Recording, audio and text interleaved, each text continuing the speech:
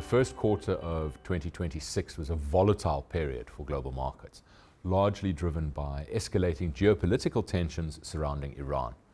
Early in the quarter, markets were supported by positive economic data, with the MSCI World Index reaching a record high in late February.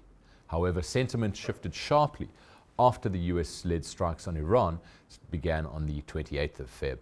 This triggered a dramatic surge in oil prices, with Brent crude rising 94% over the quarter. That's the largest quarterly increase since the Gulf War back in 1990. And really that fueled fears of stagflation and a difficult economic environment. The spike in oil prices led to a broad cross-asset sell-off. Equities declined significantly, with the S&P 500 experiencing its largest monthly drop in a year in March, alongside steep losses in European markets. Bond markets also weakened as inflation expectations rose and central banks turned somewhat more hawkish. Interest rate cuts that the market had previously expected from the US Federal Reserve later this year were effectively priced out over the course of March. Markets also began anticipating rate hikes from the European Central Bank. Consequently, government bond yields rose sharply in March. Overall, the first quarter really highlighted how geopolitical shocks can rapidly reverse market momentum and drive widespread volatility across multiple asset classes. Both South African and developed market equities ended the quarter around about 1% lower in rand terms, while the local bond index declined by nearly 3.5%. At the time of filming, there is a 2-week ceasefire in place between the United States and Iran, and the near-term direction of the market heavily depends on whether this trade translates into a longer-term peace deal. And that, of course, would ensure the full flow of oil tankers through the Straits of Hormuz. Should this transpire, then we would expect the pre-conflict relatively positive macro backdrop for the equity market to return. Before the conflict, US monetary and fiscal policy looked likely to ease. At the same time, we had an environment of broadening profit and productivity growth in the US.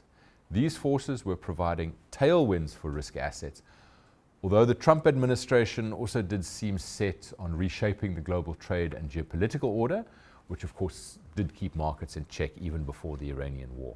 Thus far, labor markets in the developed world do seem resilient despite AI adoption and potential disruption.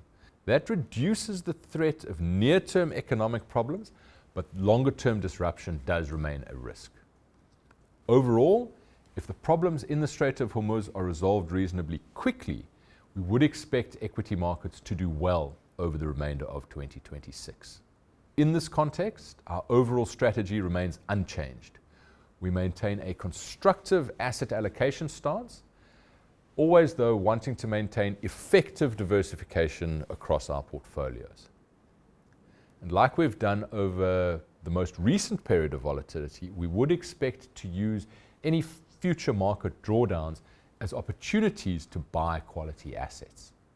If we now switch gears to performance, absolute performance was very encouraging, with our South African equity portfolio delivering 27% and our balanced portfolio up 16% over the last year.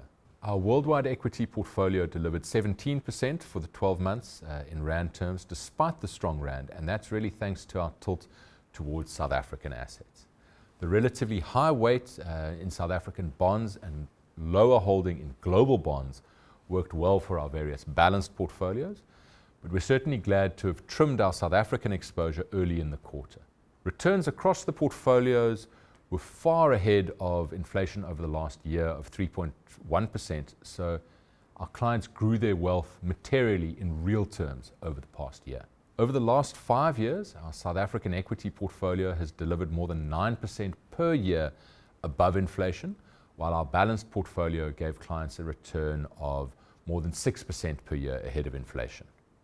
In line with our promise to clients that our portfolios should suffer smaller drawdowns than our peers during periods of market stress, like of course we've just seen in March, our various balanced and equity portfolios all outperformed their benchmarks over the final month of the quarter.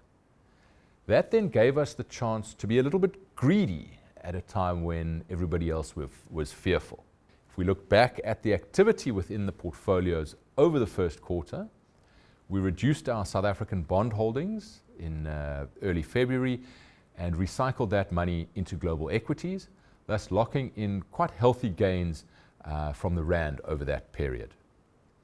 In March, the volatile equity markets gave us some encouraging opportunities. We used available cash within the portfolios to increase our stake in Pepkor, and then subsequent to that, we switched our holding in British American Tobacco for an increased stake in AngloGold. British American Tobacco's role in our equity portfolios has always been to act as defense, essentially. It's important to know, though, when to switch from defense to offense in any portfolio. And over March, British American Tobacco stock held up very well while the rest of the market fell.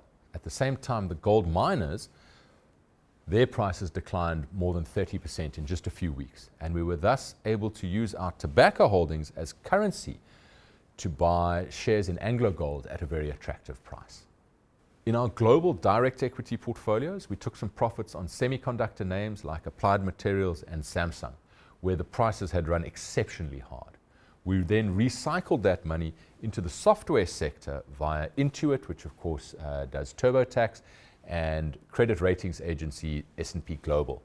Those stocks were areas where market fears around artificial intelligence had pushed prices down to quite attractive levels. Overall, the positioning across our portfolios is a little overweight equities at an asset class level, although slightly conservative in terms of stock selection, with a clear bias towards higher quality businesses. Within equities, we are overweight South African stocks and underweight global stocks.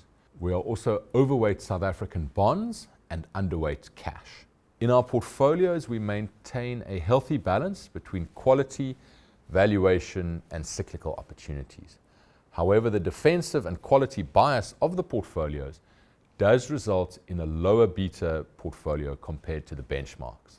So our performance may lag slightly during market rallies while providing much better defensive characteristics during declining markets like we saw in March.